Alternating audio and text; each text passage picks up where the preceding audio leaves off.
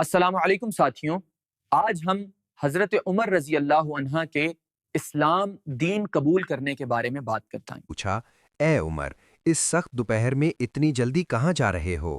حضرت عمر نے کہا، آج میں محمد بن عبداللہ کو ختم کرنے کے لیے جا رہا ہوں۔ نعیم بن عبداللہ نے سمجھایا، کیا تم سمجھتے ہو کہ تم محمد کو قتل کر کے بنو ہاشم اور بنو زہرہ سے بچ پاؤ گے؟ حضرت عمر نے جواب دیا، معلوم ہوتا ہے تم بھی اپنی راہ بدل چکے ہو۔ پھر نعیم بن عبداللہ نے کہا، تمہاری بہن اور بہنوئی بھی مسلمان ہو چکے ہیں۔ یہ سن کر حضرت عمر کا غصہ اور بڑھ گیا اور وہ سیدھے اپنی بہن کے گھر کی طرف روانہ ہوئے۔ گھر کے اندر کچھ لوگ چھپ کر قرآن پڑھ رہے تھے۔ جیسے ہی حضرت عمر نے دروازہ کھٹکھٹایا، سب لوگ خوف کے مارے ادھر ادھر چھپ گئے۔ بہن نے دروازہ کھولا تو حضرت عمر چلاتے ہوئے کہنے لگے، کیا تو بھی مسلمان ہو گئی ہے؟ پھر انہوں نے بہنوئی حضرت سعد بن زید رضی اللہ عنہ کی داڑھی پکڑ کر انہیں زمین پر گرا دیا اور ان پر حملہ کرنے لگے۔ بہن فاطمہ اپنے شوہر کو بچانے کے لیے دوڑیں تو حضرت عمر نے انہیں ایسا تھپڑ مارا کہ ان کا چہرہ خون سے لبریز ہو گیا۔ بہن نے کہا، عمر، تم جو کچھ بھی کر سکتے ہو کر لو۔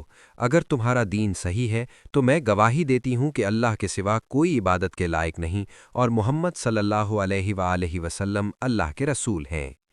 یہ سن کر حضرت عمر کی آنکھوں میں مایوسی اور شرم آ گئی۔ وہ اپنی بہن کے خون سے سنے چہرے کو دیکھ کر کہنے لگے، یہ کتاب مجھے بھی پڑھنے دو۔ بہن نے کہا، تم ناپاک ہو، پہلے غسل کرو پھر اسے چھوؤ۔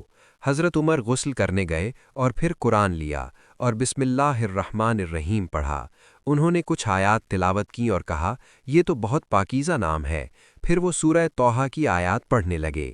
حضرت حباب رضی اللہ عنہ بھی باہر آئے اور کہنے لگے، عمر، خوش رہو، مجھے امید ہے کہ اللہ نے تمہارے لیے دعا کی ہے۔ رسول اللہ صلی اللہ علیہ وآلہ وسلم ابھی صفا کے قریب ہیں۔ حضرت عمر اپنی تلوار لے کر اس گھر کے پاس پہنچے اور دروازے پر دستک دی۔ ایک آدمی نے جھانکا اور دیکھا کہ حضرت عمر تلوار لیے کھڑے ہیں۔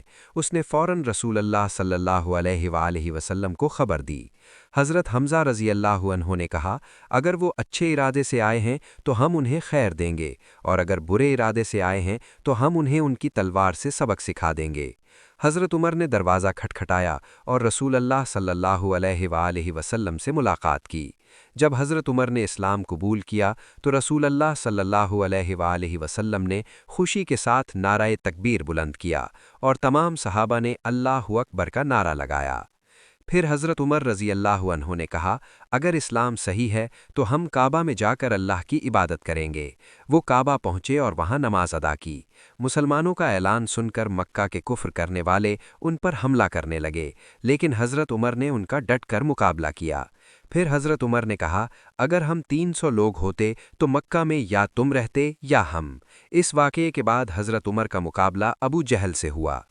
حضرت عمر رضی اللہ عنہ نے کہا، میں ابو جہل کے پاس جا کر کہوں گا کہ میں اب مسلمان ہو چکا ہوں۔ جب انہوں نے ابو جہل کے دروازے پر دستک دی تو اس نے دروازہ بند کر دیا اور کہا، اللہ تیرا برا کرے۔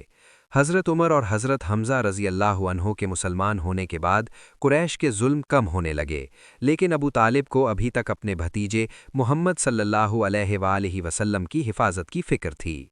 قریش نے ابو طالب سے اپنے بھتیجے کے خلاف سمجھوتا کرنے کی پیشکش کی، لیکن رسول اللہ صلی اللہ علیہ وآلہ وسلم نے انہیں لا الہ الا اللہ کا کلمہ پیش کیا، جس پر کفار نے انکار کیا اور تلوار سے فیصلہ کرنے کی بات کہی۔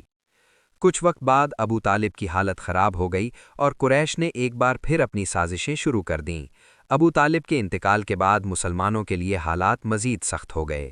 ابو طالب کے بعد قریش نے رسول اللہ صلی اللہ علیہ وآلہ وسلم اور ان کے خاندان کو تنگ کیا۔ اگلی قسط میں ہم دیکھیں گے جب ابو طالب اور حضرت ختیجہ رضی اللہ عنہا کی جدائی ہوئی اور مسلمانوں پر ظلم و ستم میں مزید شدت آ گئی۔ میں امید کرتا ہوں کہ آپ کو میری ویڈیو پسند آئی ہوگی۔ اگر ویڈیو پسند آئی ہو تو ویڈیو کو لائک کریں اور چینل کو سبسکرائب کریں۔